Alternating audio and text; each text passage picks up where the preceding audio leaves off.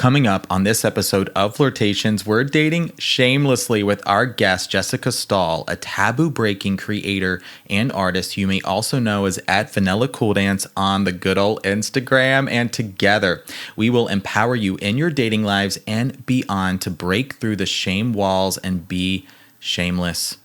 As we uncover what shame truly is and share the often subtle ways shame shows up in our lives. And no shame stone is left unturned here, flirties, as we also talk about how shame develops and, of course, share strategies for working through it all.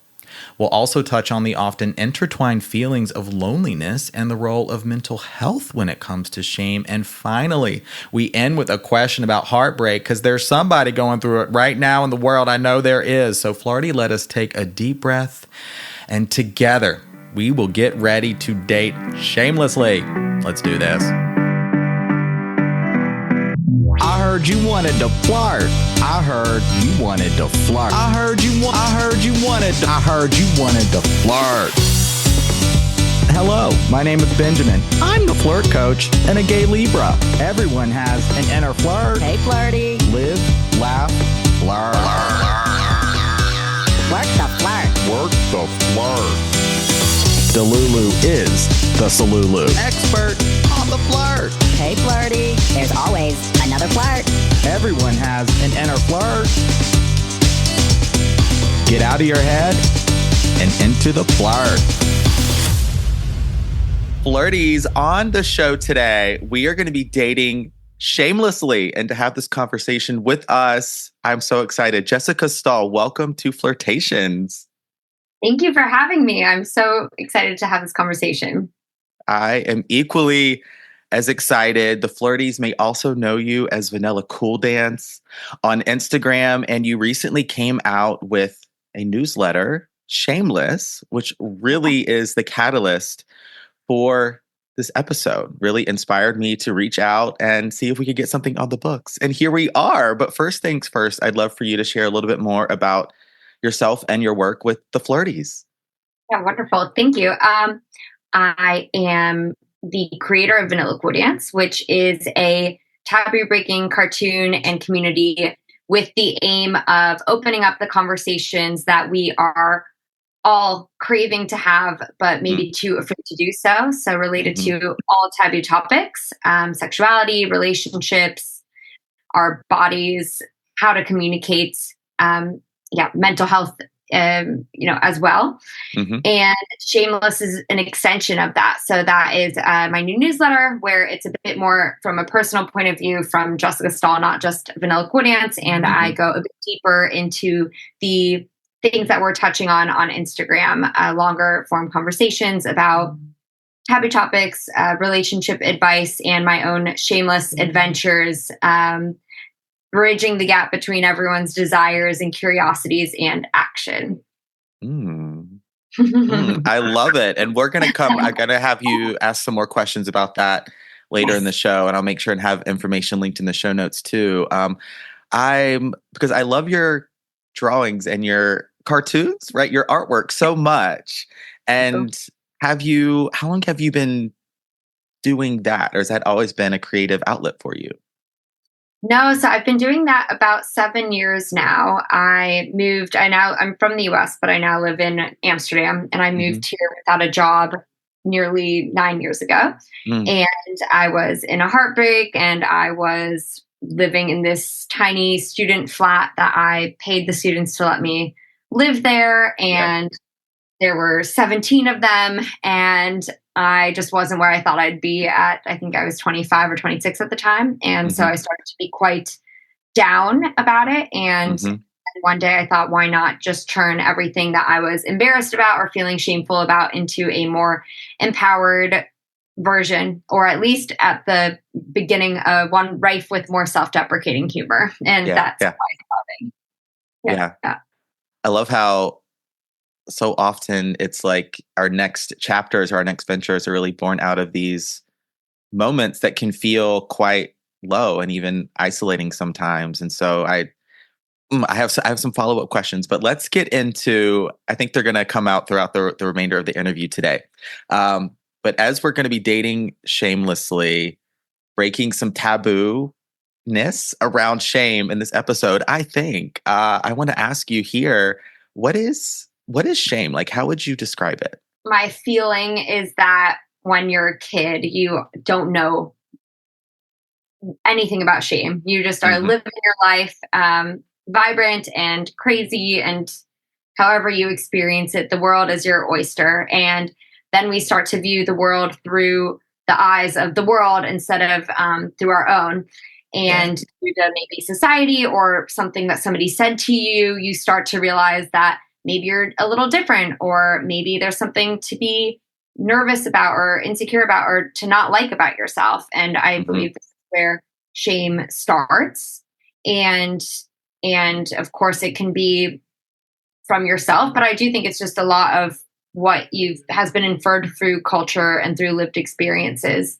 Yeah. And what I try to do with my work is show that for any insecurity you or I have thousands of others that share the exact same insecurity. So it's so Mm. silly to me that we're all holding these secrets or these fears, so quietly, when really just by talking about them, it takes away the taboo and it makes it a lot lighter. Yeah. Yeah, really speaking to the fear and secrecy. Like, that's a word that comes to mind thinking about shame. It's like if you're having or holding shame around something, a way you're feeling about yourself, it's like, oh, I so often feel like the solution is sharing, but we hold that in. And as I was trying to think to myself, like, what is shame? And it's sort of like guilt, but not exactly. Sort of like embarrassment sometimes, but not really. Sort of like you maybe feel unworthy or not good enough, but also not really. It's like shame becomes this really deeply rooted, internalized belief that somehow something's wrong with us, Yeah. right? That Yeah. the way we're living our lives, the way we're presenting ourselves, or the way that we want to live our lives isn't right. Um, I yeah. love what you're saying about how it's so internalized, because I think, of course, there's the like very high level things. You fart in front of a room of Yeah. a billion people, that that's like very openly Oops. feel embarrassing, even though everyone can relate to it, Yeah. to things that we probably don't even realize are rooted in shame, Hmm. because they're so deeply ingrained in us. Yeah. And speaking to what you said a little bit earlier in the show about being at this point in your life where you were maybe comparing yourself to others or where you thought you should be and having some shame around that. So as where I wanted to take the conversation next was ways we can develop shame. So maybe speaking to your experience of comparison, if that fits here, some ways for you and that can extend to others, how we could develop shame in our lives. Yeah, well, I think indeed it's a lot by comparison, of course, but it's a lot by there's societal norms that we all grow up with, and doing anything outside of those norms can be, depending on what your support system looks like. Mm, There's a feeling of shame about that. So whether the decision whether or not you want to have children, being single in your 30s, 40s, 50s, being a virgin in your 20s, 30s, 40s, 50s, 60s, yeah. Yeah. there, because of what the media is showing you should be out there. And I think, of course, you have the ones that are rooted in somebody saying something horrible to you. Yeah. The first time I've heard so many stories. Let's talk about like period sex or having periods Mm, during intimacy, if you will. mhm. You have two very different scenarios. You have one where the person accidentally wakes up and the sheets are covered in blood, and or they're right after intimacy, the Yeah. sheets are covered in blood, and the partner rolls over and it goes, "Arr, I've always Yeah. wanted to sail the Red Seas." That person will never have shame Mm, about periods and intimacy ever again, because they just have had an experience that was so positive and funny that yeah. if they do have a bad experience, they'll know it has nothing to do with me. It has something to do with others. And then on the other side, if the lived experience was this guy is so grossed out and horrified, well, now this person is going to be completely feel shame about the situation, they're not going to be laughing about it at brunch the next day with their girlfriends and normalizing it. So I think, yeah, it's such a combination of what the world says is right and wrong and good and bad and normal and not normal, and what individuals have told us. Yeah. Love that answer so much, because I think it really highlights that we can develop shame around a variety of experiences at many different places and stages in our lives. It's not just something that originates in childhood. It's something that we can develop through adolescence and adulthood based around our experiences. But like the common thread, it's like when when something happens and someone reacts with judgment or criticism or rejection, and it feels so personal, and then that gets internalized and paired with things like embarrassment, and now you feel guilty and you feel like you did something wrong, and it's like it just amplifies this shame that we then like hold in. Okay, so I think I want to ask now some ways that shame presents itself in dating. What do you Uh, think?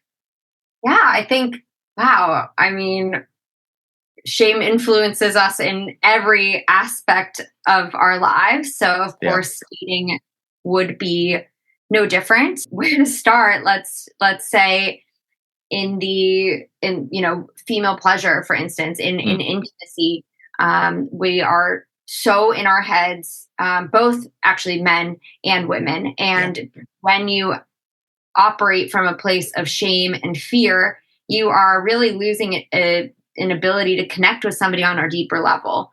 So I think when we bring our shame without speaking about it Mm, into a relationship is when it becomes a problem, whether that's just on a date or whether that's in the bedroom. If I'm yeah. embarrassed about how I look, or am I taking too long, or this is going to take me out of an intimate situation. If my partner Hmm. is worried about getting hard and staying hard Mm, and mm, worried about performing, at the drop of a hat, then that's going to take them out of the dynamic. right. And how does it go into our just day to day of dating? I think people are so worried right now about doing the right or wrong thing. Like when they're single right now, I feel like there's a little bit of the fun has been taken out of it, especially if you're Yeah. looking for a partner. And I think there is so much insecurity about, actually, I'm going to have to think about the answer on that one. Sure. I Sure. may I'll have to come tell. back to that. Sorry, I feel like I don't have a good link of how it shows up in just our dating life, but I know that it does. So maybe I can come Yeah. back. Well, I'll share. In the meantime, I'll talk about Yeah. myself. Yeah. Thank you.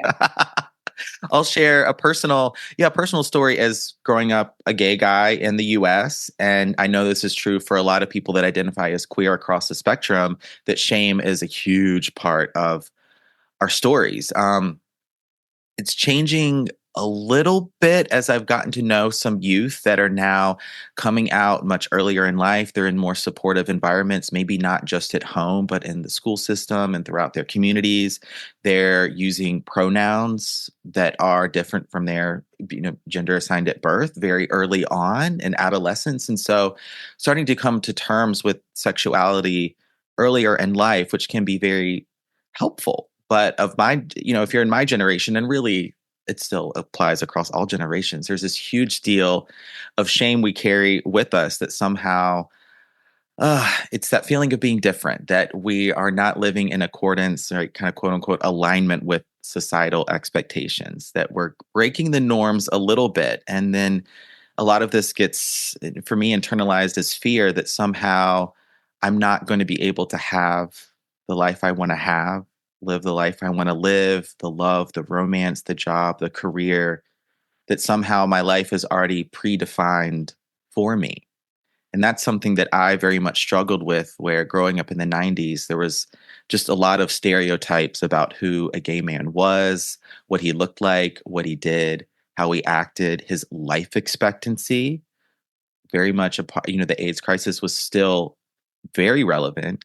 So I had all these deep rooted fears and feelings of shame that wow, like I feel like I have these hopes and dreams that I'm not going to be able to live out because I feel like I have to be this one way, or I'm not even ready to come out just yet. And so it's like you're trying to hide, and then here comes the secrecy element. And so these feelings of shame are really so deeply rooted. And we're going to talk later in this interview as well about ways to work through that shame, offer people solutions, strategies. Flirtations is very much about inspiration and hope as well. But specifically for how shame shows up in dating, I think you were speaking to the overthinking piece where you're So just, oh my gosh, in your head, thinking, trying to sort of analyze or work through a situation without talking through it with somebody. It can present itself as that. spiraling. Oh my gosh, the anxiety spirals, the negative self talk, those self doubts, even people pleasing, Yeah, I think absolutely. can be a definite manifestation of shame, feelings of unworthiness. So I think uh, shame presents itself kind of subliminally. Like you may not necessarily tie all these experiences to shame, but I think we can bring it back to wow, like I don't feel good enough, or I feel Yeah, I feel yeah, unworthy in some way. And so yeah. I feel like now I'm overcompensating. I need to prove, I need to please. Yeah, that's some of what's coming to mind for me. Yeah, that no, that makes sense. And I mean, your point in absolutely within having to hide huge feeling you have to hide huge parts of yourself or not being able to explore those parts of yourself. That's especially come from youth. That's such a very prominent piece that probably shows up in every Mm, fiber of your being. mhm. And I think indeed like the overthinking, the anxious attachers, but also Mm, like avoidance probably I'm sure have shame in the fact that they yep, have trouble connecting with people. yep, That's how those conversations don't even happen either with the anxious and the avoidant, because that's also rooted in like, let's sure. just not talk about what's happening here. um, and I think it's just so refreshing to create a world where people feel that they can just lay it out on the table. Yeah, The good, the bad, the insecurities, and have real conversations about it. yeah, And and showing up how they just fully are. I think that's what is such a shame is people don't show up 100% themselves in these relationships. And I'd be curious to ask people that are in relationships what percentage feels like they are 100% just mm, themselves. And I think that's what I'm learning to do, and it's been a really slow process, which is just showing up as myself. And yeah, you know, I think I once messaged somebody and I was like, oh wow, it really sounds like I just messaging a friend, and then I thought, mhm, okay, but shouldn't that be how I text? yeah, Why should I text a partner, a potential partner, differently than I would a friend? So I think if we're able to just show up more authentically ourselves and more confident in that, that's the goal. yeah. I agree. And we've got some questions here about authenticity. I think, yeah, this would be a good time to ask this one, this one now.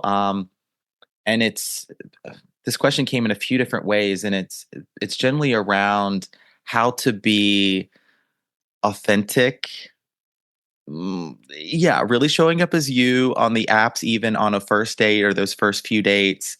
And the question is without scaring someone away, right? Without sort of coming on too strong. For the flirty that feels like they go into the realm of oversharing, really putting it all out there, just laying everything out on the line right away, feeling like that's what they need to do in those very early stages of dating, and sort of teasing out that behavior from authenticity and how someone can bring just yes more authenticity into those very early interactions.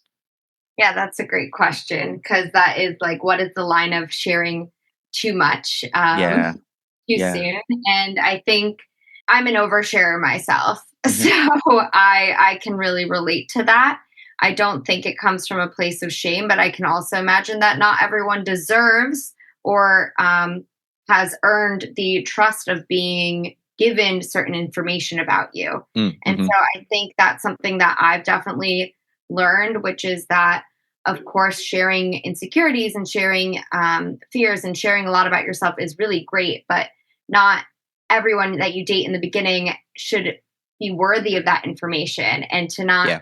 overinvest by oversharing about your life prematurely before you've decided, is this person somebody who can hold this space for me or hold this information for me. So I Yeah. think through, and maybe it's just even looking back on certain dates and thinking like, were you comfortable with what you shared?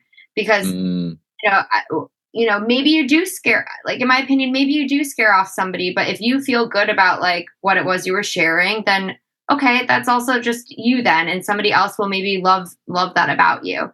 yeah. So I think I notice it more when I stay more close to me now. Like if I leave an interaction, I think, oh, I don't know why I said that. I kind of wish I had kept that a bit more to myself. Then I learned from that, because that's really about how I feel, and Yeah. what I want to bring to dating. Yeah. I love that answer so much, because a part of authenticity is feeling like you can be you and express yourself and what's on your mind. And so I don't, kind of coming full circle for a moment, want to shame people for telling too much, or, maybe even oversharing here. I don't want people to feel like, the flirties to feel like they have to hold back. But if you feel like you are sort of going all in very quickly as a way to create that safety, right? You just feel like you want to know right away, is this my person? You just are sort of rushing, in a sense, to that first goal of exclusivity. It's just us, or we're defining the relationship, we're together. It's like being comfortable dating in the gray a little bit, and thinking about dating is like, I don't want, it's a multiple course meal. I don't want all my plates for the appetizer. I don't. I want to get, maybe a beverage. I want to check out the menu. We're going to get some apps, maybe a Yeah, first course. Yeah, some dessert is coming. So it's like, if you want to, peel away the layers of the onion, yeah, and we're also going to like, go over time. Hmm. yeah, and also like that again, it's bringing it back to you. Like, why do you want somebody that you don't know that well yet Yeah. to commit to you? And how can you create space to like really get to know somebody that that isn't the version that you made up in your mind, but to get to know them more intentionally and slower, and you know there is no rush if it's the right person, I Right. think. Yeah, I agree. And a similar question here, from a flirty who is describing themselves as a pick me. And Oh yeah. so they're like, okay, Benjamin, Jessica, I'm a pick me. How do I'm feeling some shame around this. Okay. How can I start to work through, yes, the pick me mentality in dating? Yeah, I think first of all, there's no shame in that. I think it Mm-hmm. comes back to working through, you know, why don't you think that you are choosable or lovable or, you know, worthy of receiving real love?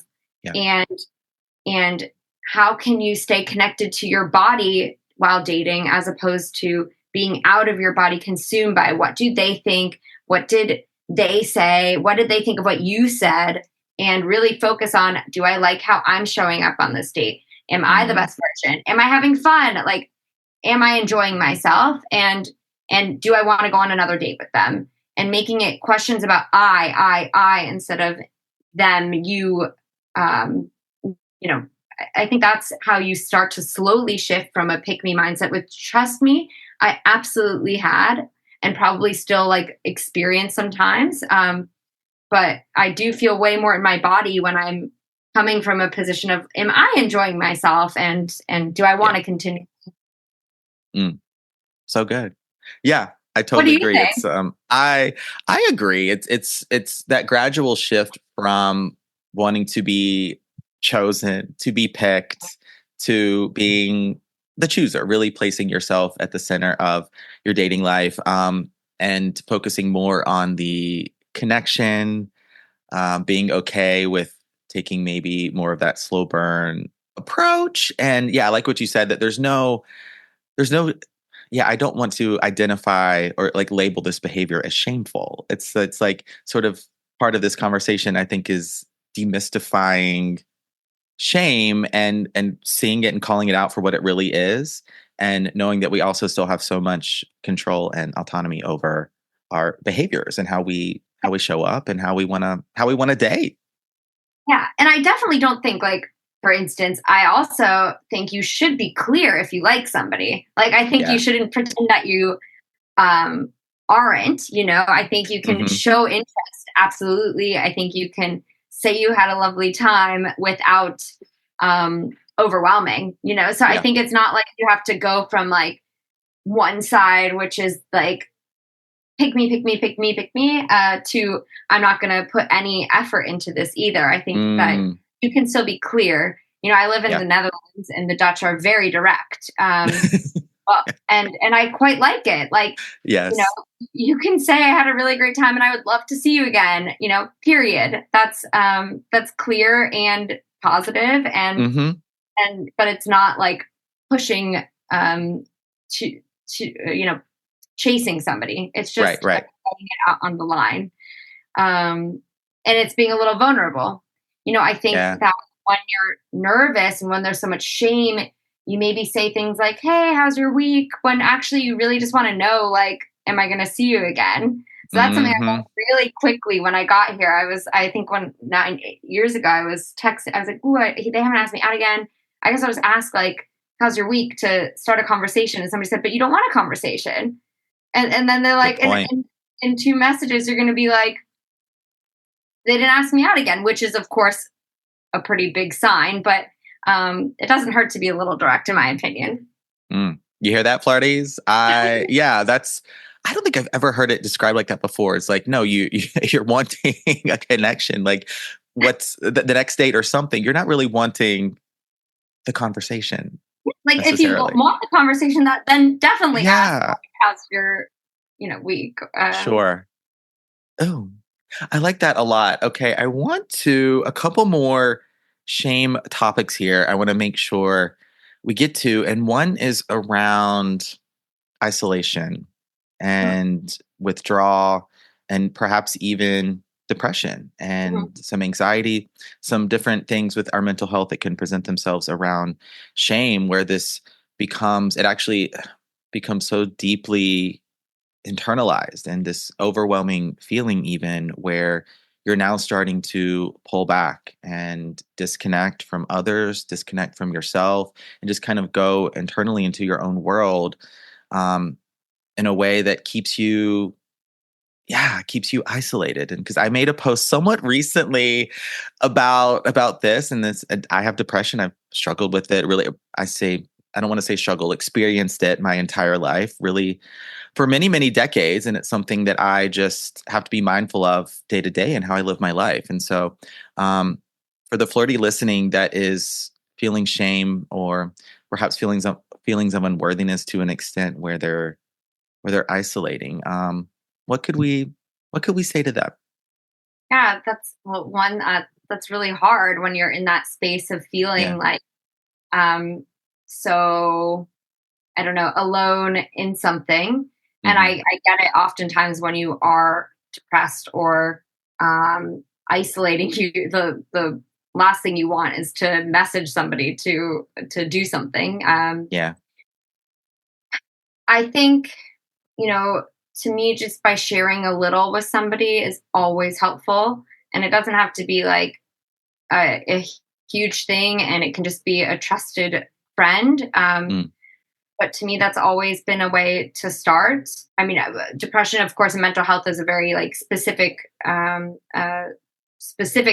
shame, and there's of course reasons why people are isolating in that stage. But there's Yeah. also other things that people experience shame that have them leaving relationships too early, maybe, or bowing Hmm. out. And Hmm. I think if you're able to, again, just share a bit of that with the person directly involved, or with your friends, that can help you work through it together. And just to, if you can also get a little bit outside your own head and realize how many people in the world are experiencing the very same things that you are, the very same fears and insecurities and Mm, depression that you are, and how brilliant they are also doing, and how much they're thriving, and how how we can all thrive with the yes. things that are maybe setbacks or make life a bit more difficult for us.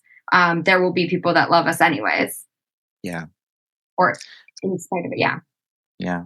So that was beautiful. And I'll share a little bit about some things that have helped Yeah. me in the past. A lot of what you just mentioned has helped me in the past too, especially just whether you're in a relationship, you're dating. It's I know if you're like super early in those dating in that phase of dating, it's even been say like two-ish or so dates, and you feel like you can't be so Present. forthcoming with someone or yeah, so present with that connection.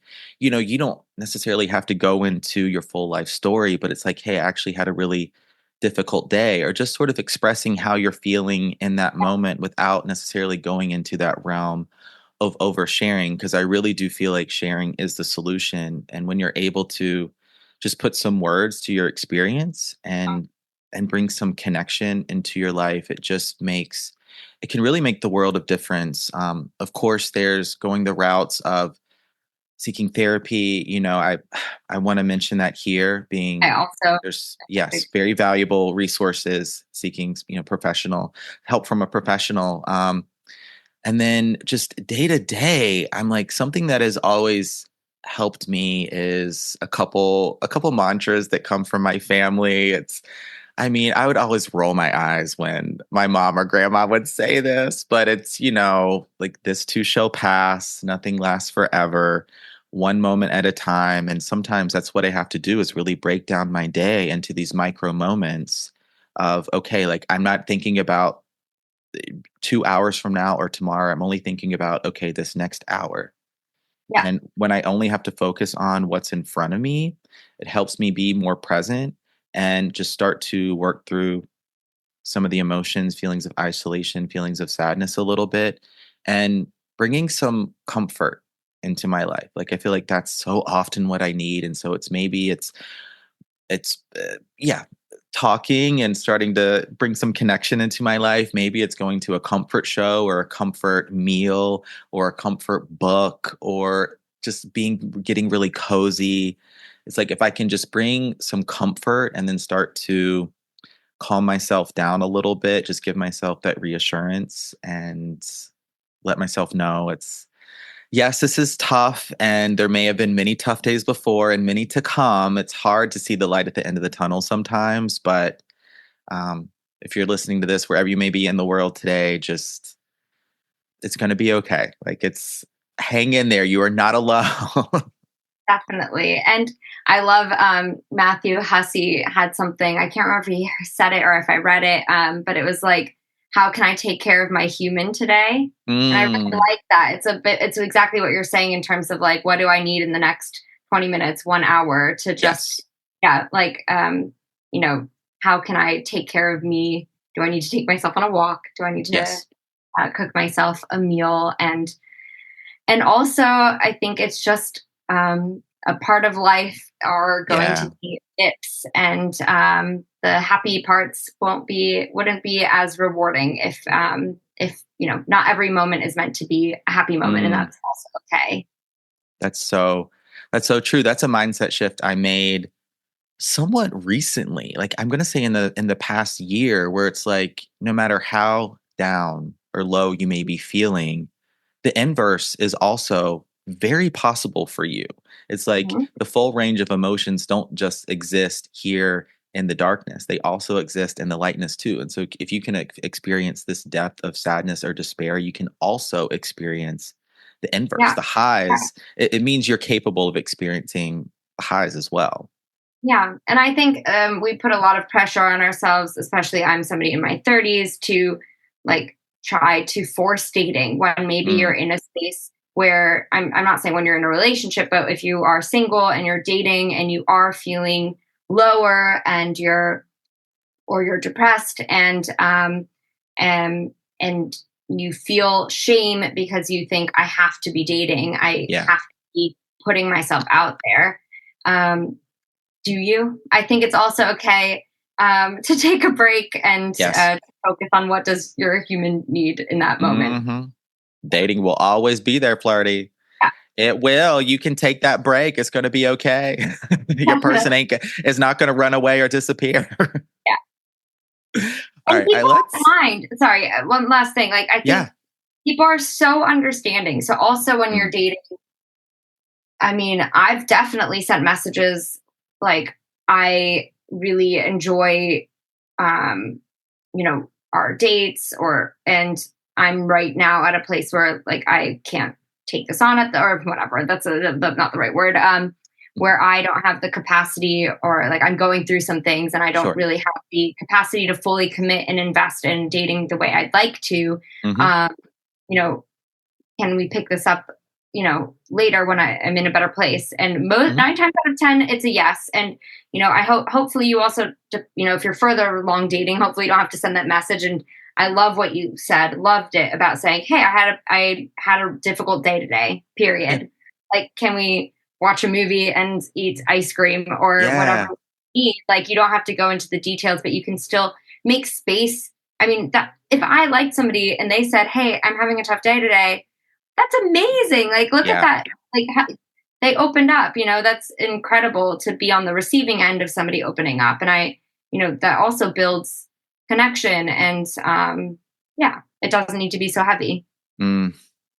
I love that. Almost, not almost. I feel a lightness just in hearing your response just there because it's honesty is it's so refreshing Yeah, because it's something that is so absent from a lot of our connections. And oftentimes, honesty really is met with kindness and compassion, understanding, and empathy because that's ultimately what we're craving. And speaking to authenticity, which we talked about a little bit earlier, this is one way to bring more authenticity in your connections.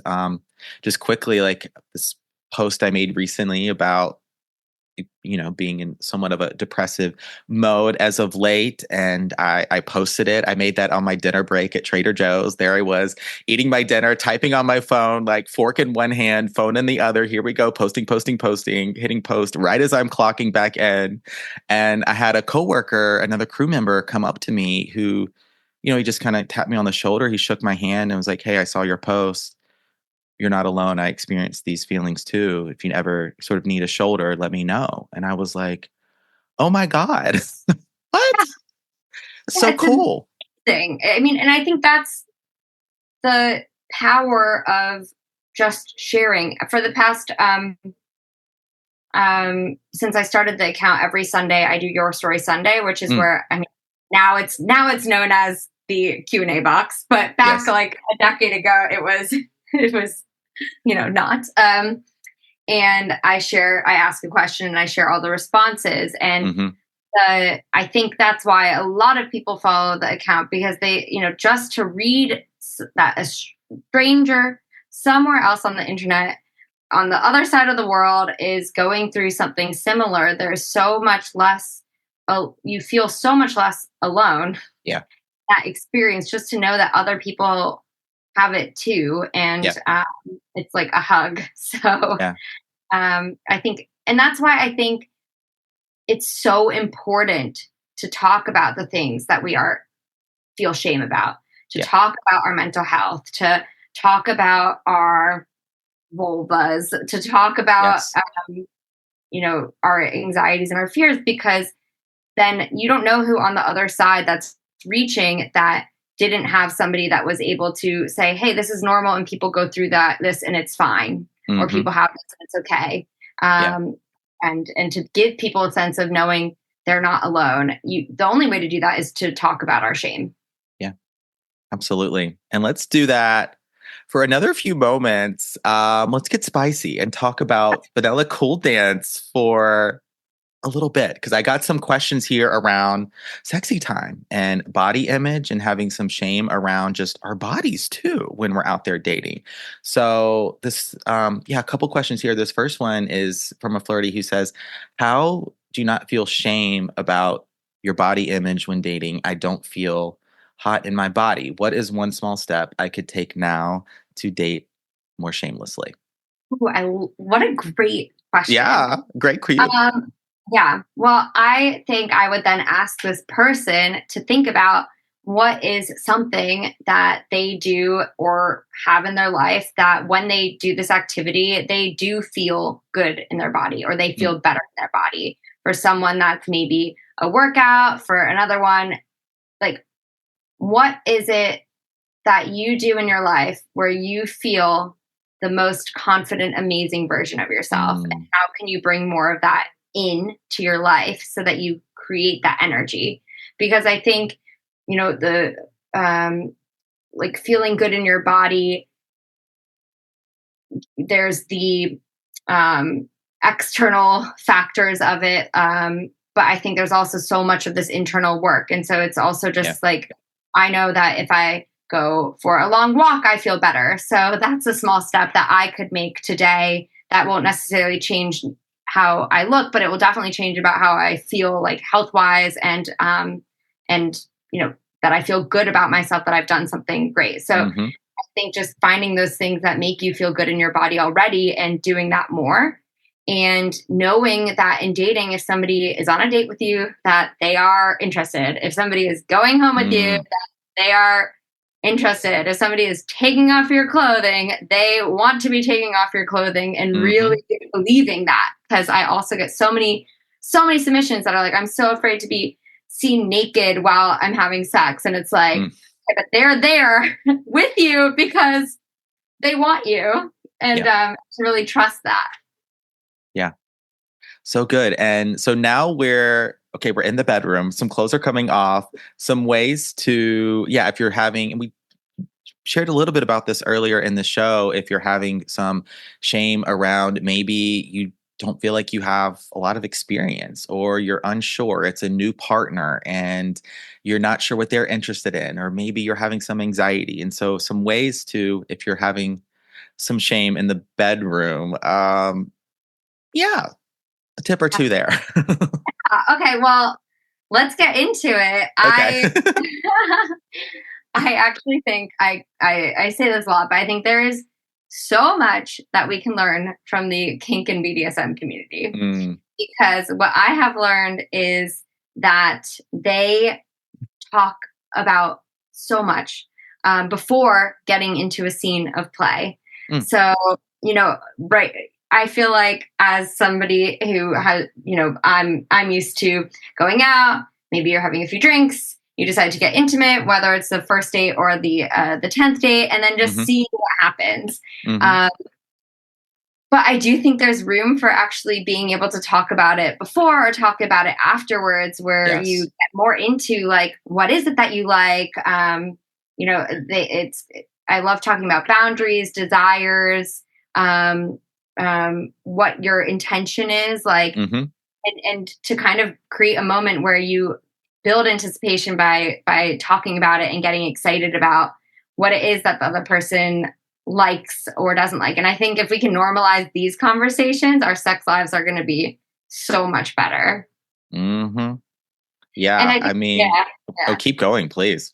And I also think to get curious, I definitely know when I, for instance, started realizing that my pleasure was valid. If Mm, somebody didn't show that they were interested in it, I would get really angry, like attack, yeah. attack mode.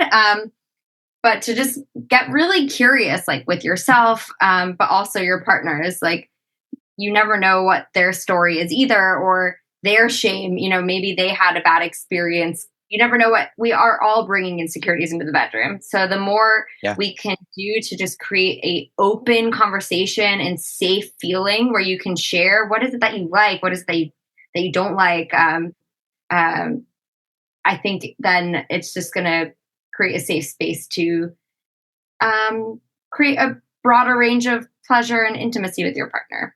Yeah. So good. I also really think to what you were saying that the flirt, yes, it's about connection as I talk about, but the flirt can also be foreplay. So you're on, I don't often talk about the juicier aspects of the flirt, but you can very much have the flirt be very juicy. So say you're on a date, you know it's going to go there. That's what you're wanting, that's what they're wanting. You're starting to work through some of those elements of consent, boundaries, desires, where it's like, oh, I love how your shirt is unbuttoned right there. You know, couldn't I'd be excited to see it a little lower, more unbuttoned, or whatever, something like that. You get to flirt and the floor play, or play with the flirt. Yeah, you know what I'm saying. And I love the games. Like, I love the card games. If you struggle to like open up in this way, there's so many options of like intimacy card games Yes. that can go on the more sexual side, but also not, to help sometimes with these conversations as well. Yeah, especially if you're going into it and it may be a new partner and there can be all those expectations. If you start to dispel what those expectations are with where you're at, what you want to do, some of what your desires are, it can take so much of the pressure and anxiety out of the moment, so you can just experience more fun and pleasure, which you get to have. You get to have 100%. Yes. Be in the moment and should just be excited to experience something new with a new partner. I think that's always, I love. And if you need, huh?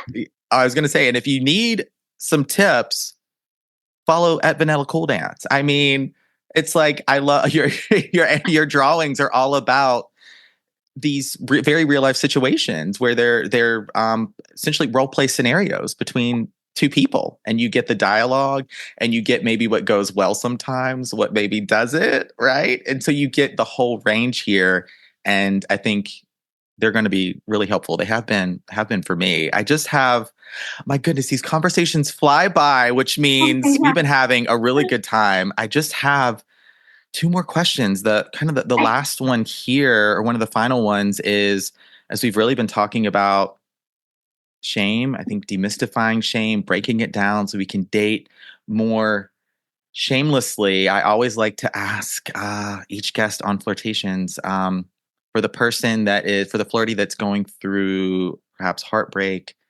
rejection, and is feeling some shame in this moment, in that experience. Some flirty words of wisdom for them. Yeah. Go do what you love. Mm. Like, go do everything that you can to just feel amazing about yourself. And again, like, for me, that's going on a trip. So I will drop everything and see if I can go travel. But maybe for someone else, it's to do something more local, but where they can reconnect to themselves. Mm-hmm. And it's such a common feeling, especially after rejection, to look at what did I do? What was my role? What did I miss? Like, how could I have let this happen? Like, and you really make it so about you. And it's such a shame because some things just break because they were not meant to be the end game, and that's also okay. So I think to just learn from the situation, but also be really kind to yourself. I'm very, very good at beating myself up after a breakup. Even if it ends great, I'm like, let me attack my whole entire being and see every way I fucked up, maybe, whether or not that's even true. And maybe instead write a list of all the things that you did differently this time that you didn't do in your past relationships, to focus more on the growth that you've made. To me, is a really empowering shift to think about all the good that came from it. And another thing that's really helped me is to shift from catastrophizing. So instead of like, that was the worst language, or that was the most horrible breakup, or I'm never going to get over this, how can you make small shifts in your language to say, okay, that was the best. There will be a next opportunity. This was not your one shot at love. There will be a next opportunity. And just to have that nugget and shift your language, that's a bit more and the next time around, I'm going to do it different, and that's going to be great. And that's already way more optimistic, and you will get there, and there will be that opportunity, and that person will be more right for you, hopefully. That was so beautiful and inspiring. A wonderful Thank note you. to end this episode on. The only other question I have to ask is how the Flirties can find you, where you live on the internet, follow along, and sign up for your Shameless newsletter. You can find me on Instagram at Vanilla Cool Dance and on Substack, vanillacoolDance.substack.com. And the publication is called Shameless. Fantastic.